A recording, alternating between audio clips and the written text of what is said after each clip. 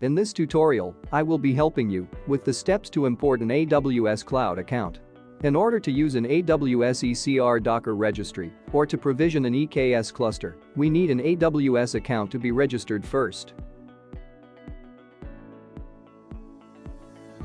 Registering an AWS account involves 3 simple steps. First, we need to create a custom IAM policy in the AWS console.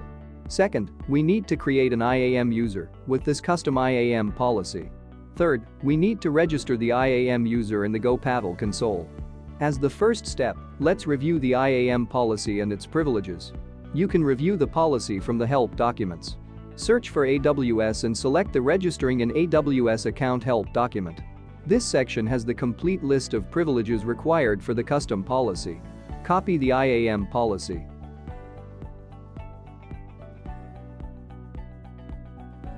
In the AWS console, create a policy.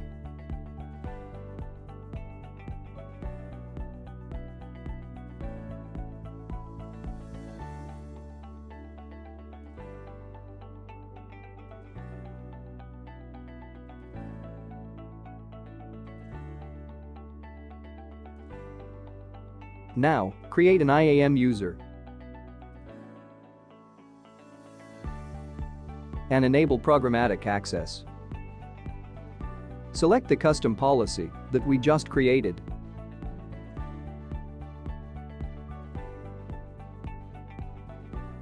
Once the IAM user is created, copy the access credentials. In the gopaddle console, let us register the AWS account. Give the AWS account a name. This name is used for referring the cloud account inside the gopaddle console. Choose the cloud provider. By default, the provider type is set to AWS. Add the access credentials that we copied from the AWS console. Create the AWS account. This completes the AWS cloud account registration process.